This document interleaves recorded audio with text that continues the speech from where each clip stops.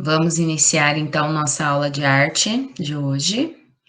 Eu preciso que vocês peguem o livro, tá? Na página 154. Então, enquanto vocês pegam aí, eu vou compartilhando ele com vocês.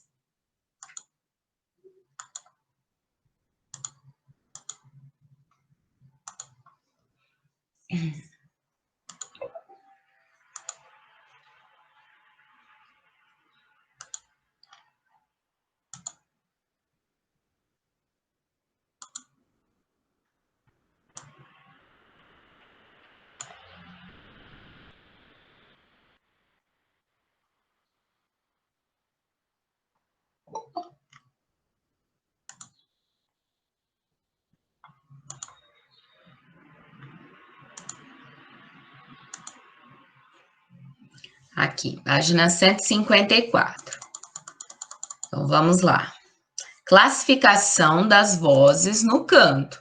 Lembrando que nós estávamos falando aí, né, sobre canto coral, canto a capela, que a diferença é que o canto a capela, ele não é acompanhado, né, de instrumentos musicais, ele tem apenas as vozes, e o canto coral, ele pode tanto ser acompanhado como não, tá? Então, agora eu vou mostrar para vocês, né, ali no livro, as classificações das vozes. Elas recebem nomes específicos de acordo com o tipo de voz, né? Então, nós vamos ver e ouvir, né, os nomes que elas recebem. Como vimos, um coral é formado por muitas vozes. Essas vozes são classificadas conforme sua extensão e tesitura.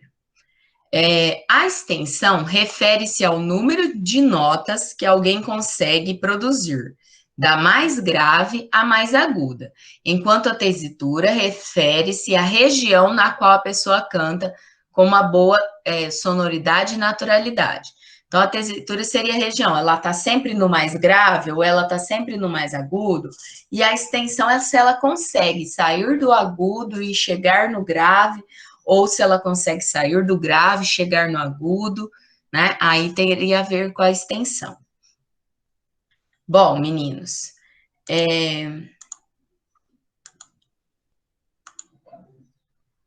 continuando. Diferentes classificações de vozes são fundamentais para o exercício do canto coral. Quando se organiza uma música para um coral, cada uma das vozes canta partes da música pensadas para sua extensão. Essas classificações são destinadas às vozes adultas. Então, essas classificações que nós vamos falar agora, de tenor, né, e de baixos, barítonos, elas são apenas para as vozes de adulto. As vozes de criança não têm essas classificações, tá? Que já passaram pelo período de muda vocal, processo que acontece entre a infância e a puberdade e resulta em uma série de alterações na voz. Quem aqui nunca viu um menino, principalmente, né? Porque das meninas é uma mudança um pouco mais sutil, a gente não percebe tanto. Mas dos meninos é muito estranho. Às vezes eles, né, bem naquela época assim de mudança, a voz às vezes ele tá conversando aí normalmente, de repente daí alguns dias ele já tá falando grossão. Só que aí nessa fase de mudança não fica sempre grosso. Aí às vezes dá uma falhada, fica mais fina, sabe? Então é até engraçado da gente ouvir o menino falando nessa época de mudança de voz. E aí isso, é claro, prejudica se ele for cantor, né? Então ele precisa passar por essa fase de mudança de voz para ver realmente o que ele vai ser, se ele vai ser um tenor ou não, né? Como por exemplo. Então aí agora nós vamos ver as classificações. As vozes masculinas têm muitas divisões, mas as mais comuns é a classificação entre tenores. Quem que são os tenores? São aqueles que conseguem cantar com uma textura mais aguda, ou seja, aqueles que cantam com a voz mais grossa. Os baixos, que cantam com uma tessitura mais grave, ou desculpa, gente, eu falei errado. Mais aguda seria aquela voz mais fina, como por exemplo Caetano Veloso, Bruno Mars, eles são vozes mais umas vozes mais fininhas, não é aquela vozona grossona, né? Como por exemplo a voz do Zé Ramalho, não sei se vocês já ouviram, mas o Zé Ramalho ele tem um vozeirão bem mais agudo, então o vozeirão já bem mais grave, desculpa. Então o Zé Ramalho já seria baixo e já o Caetano Veloso, no caso, ele seria uma voz um pouquinho mais suave, né? Parecida aí até com aí na classificação ele ficaria como barítono, né? Que ele é um pouquinho mais suave, intermediário entre os dois. Tanto ele fica ali no meio, entre o tenor e entre o baixo. E o Bruno Mars, que tem aquela voz mais fininha, já seria um tenor, já seria um exemplo aí de tenor. Então, tenor mais agudo, mais fino, uma voz masculina mais fina, baixo, uma voz mais grave, e os barítonos são as vozes intermediárias que ficam entre os dois, tá? Entre os baixos e os tenores. Eu vou mostrar para vocês esse áudio tá? Para vocês ouvirem, mas eu vou mostrar junto, vou mostrar na sequência, vou mostrar o masculino e o feminino na sequência. Então, olha só, eu queria que vocês grifassem para mim, tá? Grifem aí. Então, a voz masculina, ela tem essas três divisões. Tenores, que seria mais aguda, baixo, que seria mais grave, e os barítonos, que seria entre o baixo e o tenor, que ficaria ali no meio entre os dois, tá bom? Então, grifem essa parte. Já a voz feminina, a voz feminina, ela vai ser classificada em soprano e contralto, né? E é claro, tem aquela pessoa que fica no meio também, e aí essa pessoa que vai ficar no meio entre a soprano e a contralto seria a meio soprano. Então vamos ver os exemplos.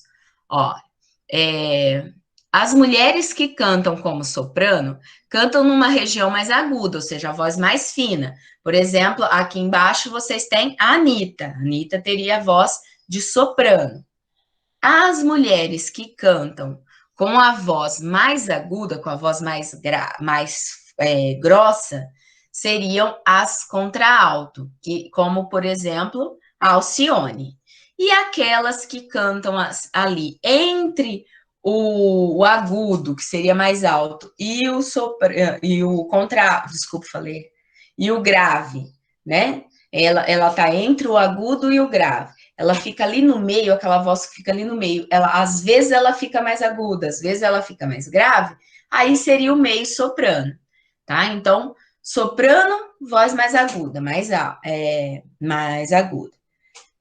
Contralto, voz mais grave, mais grossa.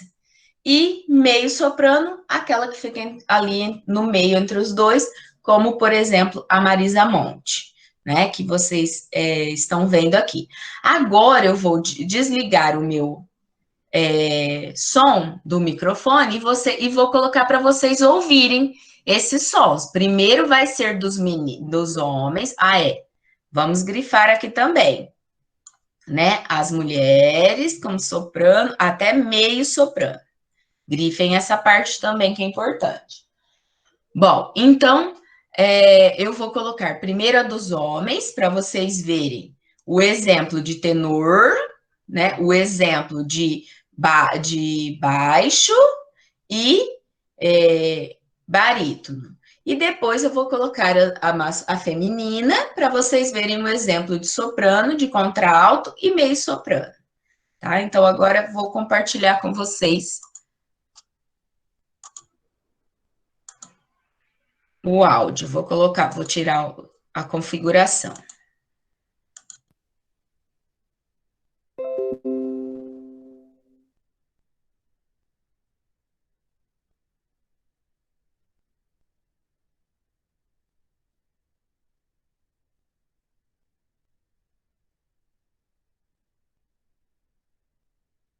O tenor canta em uma tessitura mais aguda.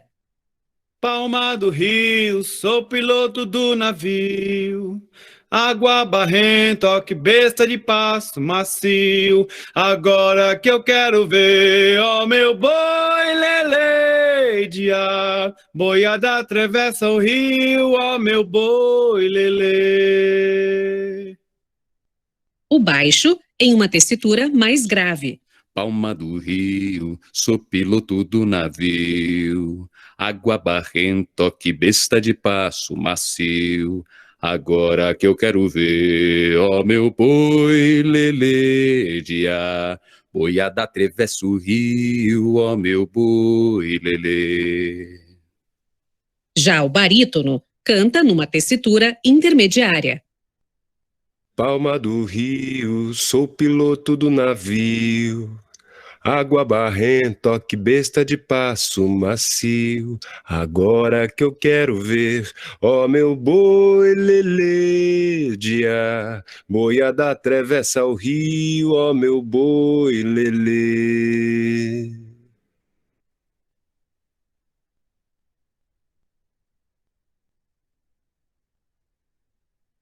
A soprano canta em uma tessitura mais aguda. Palma do rio, sou piloto do navio. Água barrenta, oh, que besta de passo macio. Agora que eu quero ver, oh meu boi lelê de ar. Boiada atravessa o rio, oh meu boi lelê. A contralto em uma tessitura mais grave. Palma do rio, sou piloto do navio.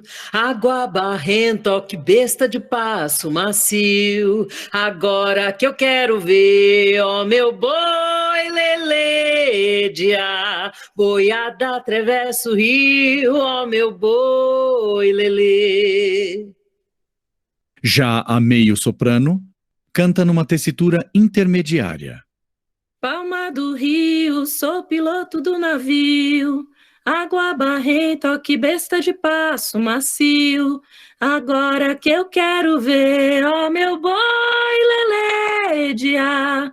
Boiada atravessa o rio, ó meu boi lelê.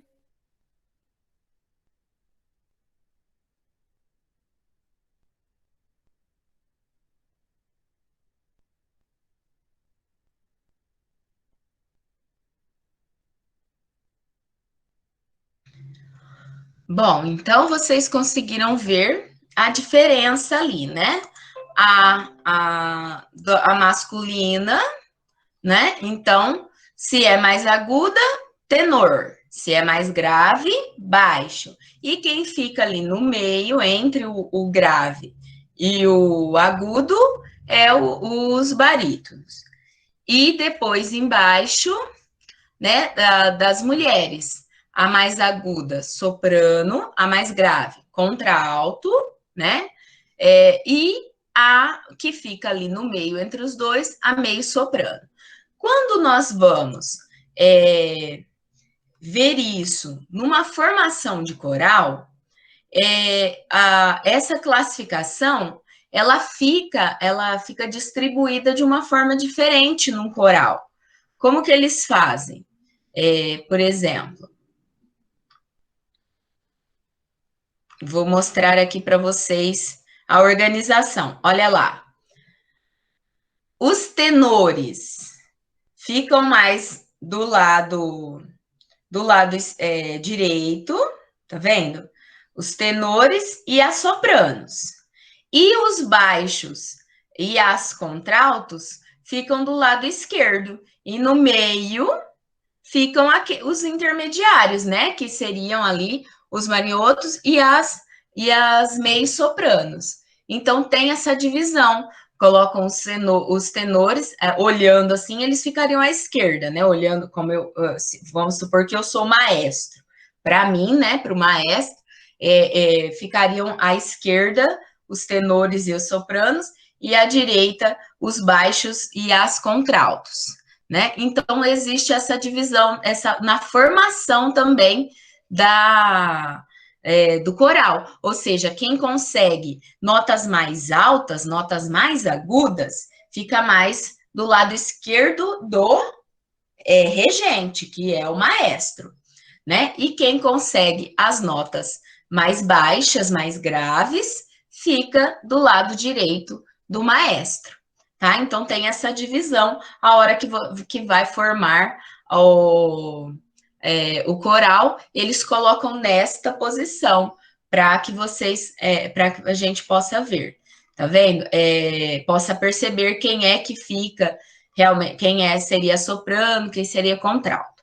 Bom, agora continuando.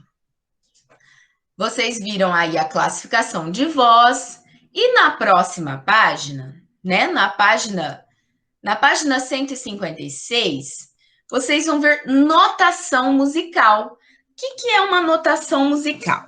Eu não vou ficar muito tempo falando sobre isso, tá? Por quê? Porque para você aprender a ler uma partitura, você teria que fazer um curso específico. Pode ser, por exemplo, um curso de violão, um curso de teclado e assim por diante. A minha formação não me ensinou a ler partituras, porque eu fiz, né, educação artística, que é para dar aulas de arte, onde você aprende a história da música, a história da dança, a história do teatro, né, a parte de artes visuais, a história da arte em si, mas você não se aprofunda em nenhum, principalmente na parte da música, da dança e do teatro.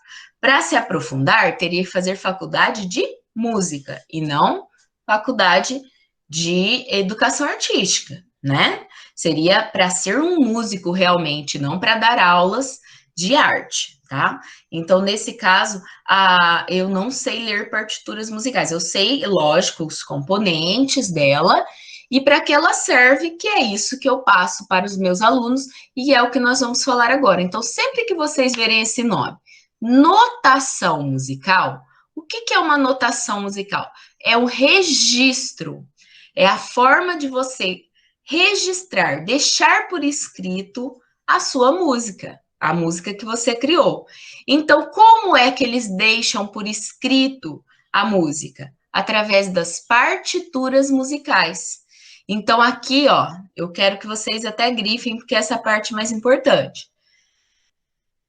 Partitura musical é todo e qualquer registro de música. Registrar as composições musicais por meio de uma escrita é uma prática muito antiga que faz com que não se dependa da memória para executar e cantar uma música, além de facilitar a divulgação e a circulação das obras musicais. Então, para que serve uma partitura musical? Para o registro das músicas. Além de ser uma boa, uma estratégia de memorização, ajuda o músico a memorizar a sua música, também ajuda ele a divulgar o seu trabalho. Ele pode passar para outras pessoas e as outras pessoas podem cantar, tocar aquela música que ele criou, aquela composição. Como? Através da leitura das partituras musicais. Essas partituras musicais, elas são formadas pelas pautas, pela pauta musical. O que é a pauta? A pauta são essas 5 linhas que ficam aqui atrás, ó. Essas 5 linhas são chamadas de pautas. A clave, que é essa nota musical que vem no início das pautas. Então, essa daqui, por exemplo, é a clave de sol. Então, é o símbolo que vem no início da pauta e dá o nome e a altura das notas. Então, se vier, por exemplo, a clave de sol, as notas vão ser mais altas, mais agudas. Se vier a clave de fá, as notas vão ser mais graves. Então, essa primeira letrinha que vem no começo da pauta é que vai falar-se a altura da canção. E depois as notas musicais, que são essas, marcadas de acordo com a música, de acordo com o compasso e tudo mais, aí se distribui as notas musicais. Então, isso aqui é uma partitura musical, né? Olha lá, nós temos o exemplo da partitura musical da música Se Essa Rua Fosse Minha. Olha lá. Então, são as pautas, são as 5 linhas, né? Pautadas aqui. Aí, a clave de sol vem na frente, para mostrar, né, a altura. Depois vem as notas musicais ali, distribuídas de acordo com o compasso. Essas linhas mostram o compasso. Aqui na frente, esses números mostram o tempo. Então, quem sabe ler partitura musical, sabe o que cada coisinha dessa significa e consegue... Uma outra coisa interessante sobre a notação musical, gente, ela é universal. Então, se eu colocar essa mesma partitura musical para um cara lá da Alemanha, não importa que aqui em cima está escrito em português, mas ele vai saber ler as partituras aqui de baixo, por quê? Porque é universal.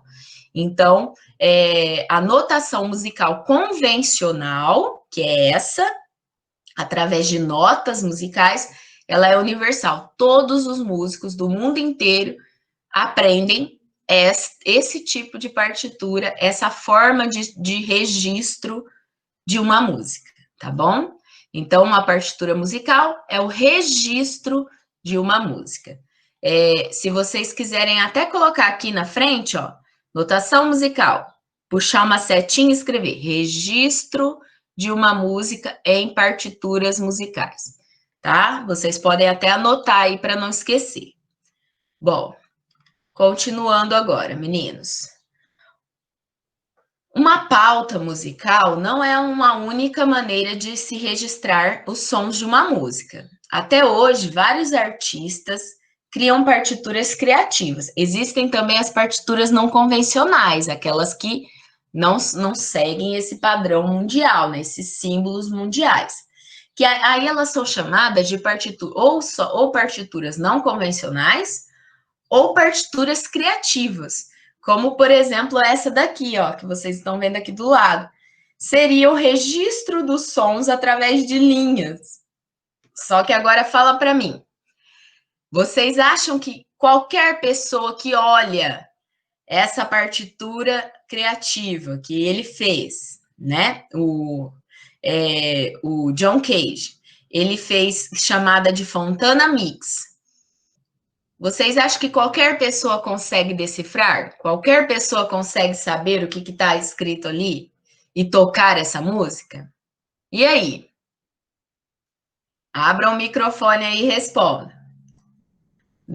Nessa convencional, eu já falei, qualquer pessoa do mundo inteiro consegue decifrar, consegue tocar, consegue cantar, né? Porque os símbolos são os mesmos no mundo todo. E essa aqui de baixo? E a criativa? O que acontece? E aí? Deixa eu ver se responderam no chat, porque esse povo tá muito preguiçoso de abrir o microfone. Exato, olha lá, a Bia colocou no chat. Não, é isso mesmo. Realmente, a partitura criativa e a partitura convencional, não é todo mundo que consegue, não é? Decifrar. Ela precisa de legendas, quer ver? Eu vou colocar aqui um exemplo para vocês, ó. Partitura não convencionais. Olha essa daqui, que está aqui do lado. Ela tem uma legenda embaixo para explicar o que seria essa partitura. Então, o triângulo seria bater palmas, o círculo seria bater os pés e o retângulozinho em pé seria um silêncio. Por que precisou de legenda? Exatamente por isso, porque ela não é igual, ó. Cada artista, cada músico faz do seu jeito. Então, se ela não é igual e cada um faz do seu jeito, ela necessita de legenda. Já essa daqui não, ó. Essa é uma convencional. Essa todo mundo consegue ler, então ela não precisa de legenda. Todo mundo que fez o curso, que aprendeu sobre partitura, vai conseguir ler. Já esta daqui, olha lá, essa daqui com desenhos, ela precisa de uma legenda, porque senão as pessoas não vão saber, tá? Então, essa é a grande diferença aí entre registros de uma música. O registro de uma música pode ser de forma convencional, tradicional, como essa, em que todo mundo sabe, né? E através de notas musicais, e ela pode ser não convencional, como essa pauta criativa aqui de baixo, que aí só se a pessoa fez legenda, que se ela não fez legenda, só ela mesma que vai saber, as outras pessoas não, tá? Bom, meninos, então, quando registramos uma música, nós temos que pensar na organização, né, como nós vamos fazer para que outras pessoas entendam, tá? Se você sabe as notas musicais, se você sabe utilizar as pautas, as linhas, os tempos, tudo certinho, fica muito mais fácil para que todos os outros músicos compreendam. Isso a gente aprende em cursos específicos de música, tá? Bom, meninos, agora a página. Isso aqui vai ficar de tarefa para vocês, hein? Então prestem atenção. Na página, eu quero que vocês façam a leitura da página 58 até a página 161, que é essa aqui, né?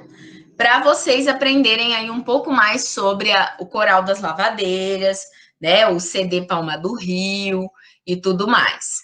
Então, vocês vão fazer a leitura dessa parte. Além disso, como tarefa, eu vou pedir para vocês pesquisarem sobre a arte medieval. Eu vou até já colocar, quer ver, para vocês aqui no chat. O que vai ser de tarefa para vocês? De arte. Vai ser... Então, pesquisar também. Vou colocar aqui. Vocês vão ler as páginas 158 até a 161 e vão pesquisar para mim o que é a arte medieval românica, arte medieval bizantina e a arte medieval gótica. Então, vocês vão fazer essa pesquisa, além da leitura. A leitura, vocês vão aprender um pouco mais sobre o coral, né? Sobre o canto coral das lavadeiras. E depois, vocês vão ver aí um pouquinho sobre a arte medieval, que a semana que vem nós vamos falar mais específico de arte medieval. Por quê? Porque, meninos, na verdade, esses corais, com aquela formação que eu mostrei para vocês, de tenores, de contralto, sopranos e tudo mais, ele vai ficar famoso, né, através da arte medieval. Então, tem a ver, né, o canto coral com o canto coral gregoriano, que era aqueles cantos das igrejas. Mas sempre foi assim? Sempre começou já com o canto das igrejas? Não, né? O canto coral, ele acompanha a evolução da humanidade. Então, ele aparece lá na pré-história, né? Então, nós vamos ver agora um pouquinho de história da arte. Todo mundo, por favor, abra na página 162. Então, vamos ver aí um pouquinho sobre essa história do canto coral. Tá? É claro, se fortalecer e se tornar como ele é hoje, foi na época da arte medieval, lá com o canto gregoriano, que era aquele canto de igreja. Tá? Então, por favor, prestem atenção, né, nessas páginas, que é muito importante para vocês saberem um pouco da história do canto coral. O canto coletivo pode favorecer a união entre as pessoas e propiciar a elas momentos prazerosos. Essa modalidade de canto é praticada há muito tempo e está presente em muitas culturas até hoje. Um dos registros mais antigos que se supõe ser de um canto coletivo foi descoberto na caverna de Cojum, na Espanha. Trata-se de desenhos de que muitos pesquisadores julgam se tratar de um ritual de canto e de dança realizada no período neolítico, que seria aí mais ou menos, né, aproximadamente de 10.000 anos a 5.000 anos antes de Cristo. Então, essa pintura ela foi feita mais ou menos, né, neste período do Neolítico, e ela simbolizaria, que é esta aqui, essa pintura rupestre, pessoas cantando e dançando. Então, eles acreditam que seriam pessoas cantando e dançando em um ritual. Ou seja, essa é a prova de que o canto, né, em conjunto, ou seja, o canto de várias vozes, várias pessoas cantando junto, ele existe desde a pré-história, tá? Então, aqui vocês conseguem ver aí, ó, as mulheres, né, parecem ser as mulheres, porque olha lá os peitinhos, ó. Então, são as mulheres, né, como se elas estivessem dançando e cantando, tá? Aí depois, na Grécia Antiga, o coro ou canto em grupo já era uma formação estabelecida e era considerado uma forma de expressão dos humores do espírito. Esse tipo de canto não tinha um caráter unicamente religioso. Então, na Grécia Antiga já não tinha, o canto passa a não ter apenas ligação com a religião, com os rituais, né? Na Grécia Antiga, não. Na Grécia Antiga, tinha os rituais, tinha o canto que era para os deuses, por exemplo, da mitologia grega. Tinha, mas também tinha o canto para as festas tradicionais, só com o objetivo de divertir. E estava sempre associado à dança. Então, nessa época, o canto e a dança caminhavam juntos, tá? Assim, presente em diversas ocasiões, a prática do canto em grupo era realizada em uma formação circular, geralmente em torno de uma estátua do deus Dionísio. O deus Dionísio, ele era considerado o deus da agricultura, o deus do vinho, e hoje em dia ele é considerado o deus do teatro, porque o teatro surge nesses festivais que eram para o deus Dionísio. Então, a parte das artes cênicas e da dança e do canto está muito associada aí ao deus Dionísio, até porque o teatro, no começo, ele era todo cantado, né? O coral ficava embaixo do palco, esse coro, né? Esse coral ele ficava embaixo do palco e ele ia cantando a história. E as pessoas que estavam em cima do palco só iam encenando, só iam fazendo os gestos. Então, eles iam cantando essas histórias, tá? Por isso que o deus Dionísio está sempre associado. Em Atenas, principal cidade da Grécia Antiga, recrutar pessoas e ensiná-las a cantar em coro era um serviço público. E aí, olha lá, vocês têm, ó, esse disco, né, que é a tampa de um vaso, e olha lá, na tampa do vaso foi registrado, ó, mulheres tocando instrumentos e mulheres cantando e dançando em forma de círculo, tá vendo? Eles tinham muito disso, né, de registrar cenas do dia a dia através dos vasos daquela época. No decorrer do tempo, no entanto, o canto coral esteve associado à religiosidade e também em alguns tipos de manifestações teatrais. Os primeiros cristãos utilizavam uma forma de canto em uníssono, ou seja, uma única melodia com ou sem o acompanhamento de instrumentos musicais, chamada de canto gregoriano ou cantochão. Base para toda a teoria musical do Ocidente, ou seja, a base para toda a teoria musical do canto coral ou do canto a capela que nós temos hoje foi pautada no canto gregoriano. tá? Ou cantochão, mas a maioria das pessoas fala canto gregoriano mesmo, que é aquele daquele vídeo que eu mostrei a semana passada para vocês, que falava que era aquele bem grave, né? Aquele canto que começava o vídeo da evolução da música, tá? E eu vou mostrar para vocês agora também um exemplo de canto gregoriano. Esse tipo de canto já era utilizado e foi organizado pelo Papa Gregório, por isso que fala canto gregoriano, porque foi organizado pelo Papa Gregório. Gregório I, e por isso leva o seu nome. O Papa estabeleceu escolas de canto nos centros da cristandade para garantir a execução das músicas litúrgicas. O que seria o litúrgico? Relação a celebrações religiosas, relação à Bíblia, realmente, a palavra, né? A liturgia seria a palavra de Deus que está contida na Bíblia, tá? Aí agora vocês vão ouvir, eu vou tirar aí a minha configuração, e vocês vão ouvir o canto gregoriano, para vocês perceberem como as vozes cantam nas mesmas alturas, tá? Então, e as pessoas que não sabiam, que não faziam parte do coral, respondiam amém.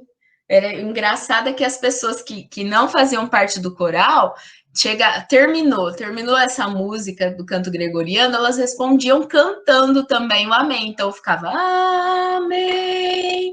Então, a pessoa que não sabia não fazia parte do canto, mas ela participava também no finalzinho, cantando o amém, tá? Aí aqui, olha só, vocês têm um afresco da cena do coral, na vida de São Benedito, que foi feito aí, ó. Esse daqui foi feito em 1441 a 1523. Quando falar afresco, é porque foi feita uma camada de argamassa ou de gesso, e enquanto aquela camada ainda estava molhada, o artista ia lá e pintava. Então, por isso que chama afresco. Ele era feito como se fosse assim, um quebra-cabeça, parte por parte, porque não podia passar uma camada muito grande, porque senão secava e não dava tempo de pintar. Então, eles passavam uma camadinha, um pedacinho, e faziam ali a pintura naquele pedacinho. Aí passava a camada de gesso em outro pedacinho e fazia a pintura. A hora que seca, fica preso ali na parede, grudou, né, na parede, não sai mais. Então, por isso que chama afresco, tá? Porque é feito enquanto o gesso ou a argamassa ainda está fresca, tá? Então, é uma técnica de pintura de grandes murais diretamente na parede, tá? Bom, vou colocar para vocês, então, agora o canto gregoriano. Prestem bastante atenção para vocês verem como é.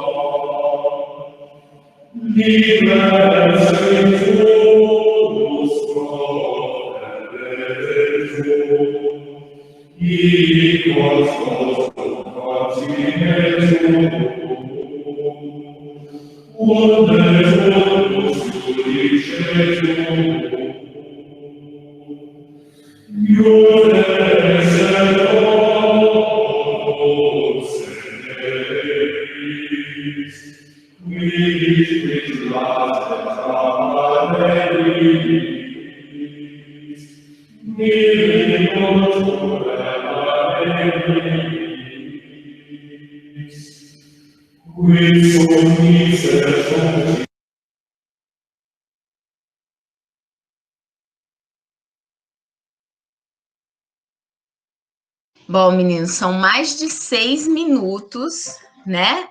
O canto gregoriano ali. Por quê? Porque faz toda a leitura, né? Só que vocês viram que é sempre na mesma altura, todas as vozes cantando juntas na mesma melodia, aquela coisa. Na, na, na, na, na, na. Na, na, na, na, na, na. Não tem muitas alterações entre altos e baixos, né? Então, e aí eles iam cantando toda a liturgia, toda a parte da Bíblia, né, que seria citada naquele dia, naquela missa, tá? Então tem a ver com a religião daquela época, obviamente, com o cristianismo. Aí agora aqui embaixo.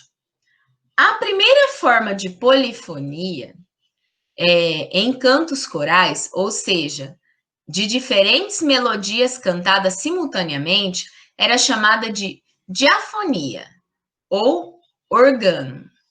E sua estrutura era composta de duas alturas de vozes. Nesse início de polifonia, em que os grupos começaram a se dividir para cantar mais de uma melodia ao mesmo tempo, essas novas alturas eram todas pensadas em relação à melodia principal que guiava a música.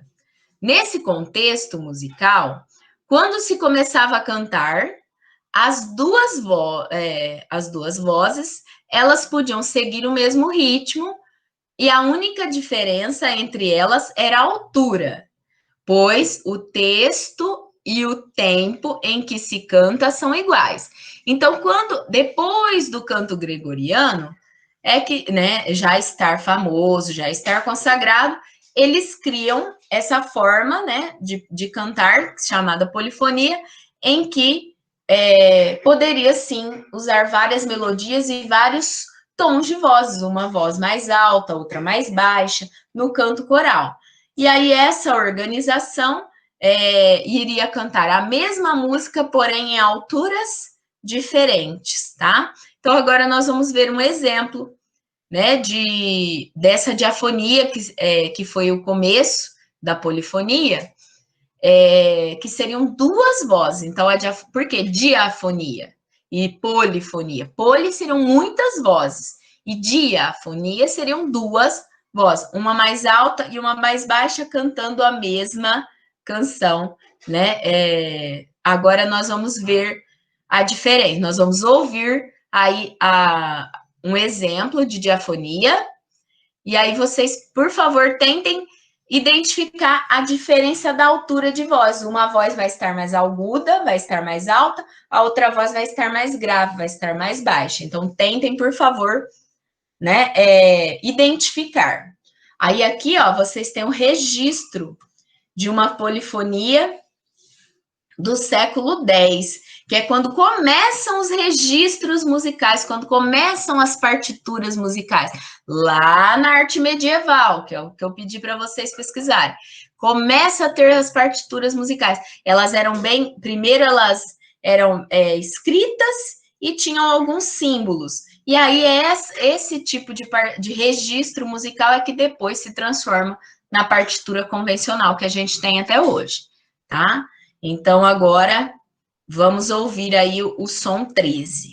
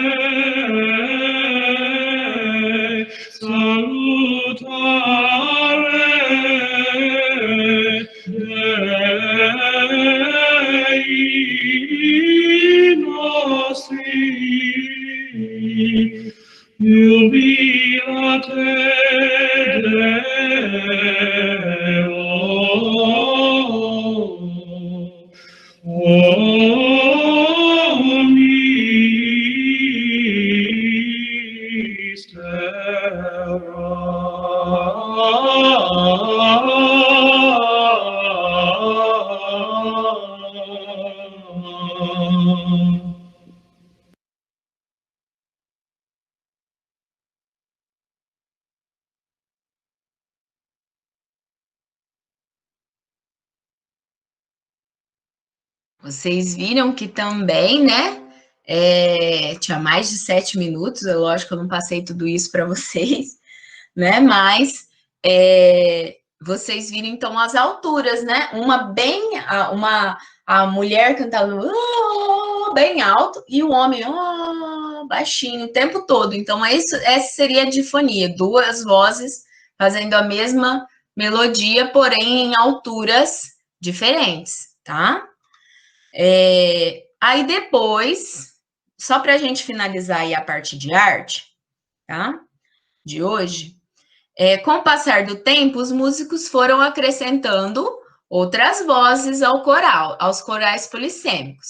Além disso, essas vozes foram ganhando mais autonomia entre si, e isso se deu principalmente pelo ritmo, ou seja, agora o texto não era cantado ao mesmo tempo por todas as vozes.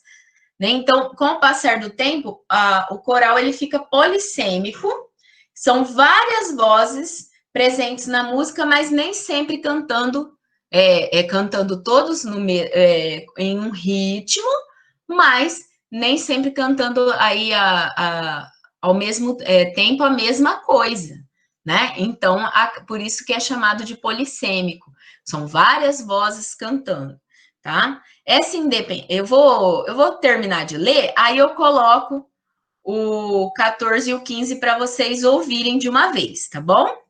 Essa independência entre as vozes, tanto na altura como no ritmo, abriu caminhos para novos desenvolvimentos para a música coral. Em meados do século XV, durante o Renascimento, aí agora lá, aí já passou da Idade Média, já estávamos no Renascimento, que vocês aprenderam no começo do ano, lembra? Né? Uma das técnicas de composição que contribuíam para essas mudanças foi a imitação. A imitação acontecia quando desenhos melódicos iguais ou semelhantes eram distribuídos entre diversas vozes de um coro. em momentos e alturas diferentes.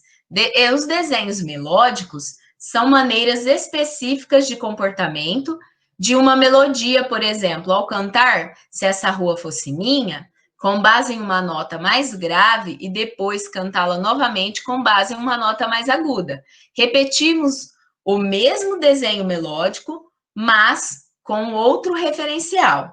Isso quer dizer que as notas serão diferentes, mas a relação entre elas vai ser a mesma, tanto na relação de altura como duração. E por isso conseguimos identificar a música, mesmo notando a diferença. Valeu-se dessa distribuição dos desenhos melódicos o processo de imitação que contribuiu para a criação de uma nova unidade entre as vozes, quando não se tinha mais uma melodia principal. O canto coral chamado responsorial, em que os solistas cantam os versos e o coro canta o refrão. É um estilo usado por muitas formas de coral, né? Muitos corais utilizam esse canto responsorial. Existem variações desse tipo de canto, em que essa relação se dá entre diversas vozes, sem que apenas uma delas seja solista. Bom, seria mais o canto coral como a gente tem hoje, como esse da cena do filme, né, do The Wall, de 82, que mistura o canto coral com o rock. Depois, se vocês puderem, pesquisem esse clipe, tá? Coloquem cena do filme The Wall, de 1982, para vocês verem. Assim que vocês terminarem essa aula, por favor, pesquisem e assistam esse clipe. Aí vocês vão ter esse exemplo aí de canto coral, coral responsorial. Bom, agora eu vou colocar o 14, que seria o exemplo de polifonia, que já começou a ser criado ainda na Idade Média, e o canto 15, que foi esse criado no Renascimento, tá? Para a gente finalizar aí a parte de canto que nós estamos vendo hoje. Então, deixa eu colocar para vocês.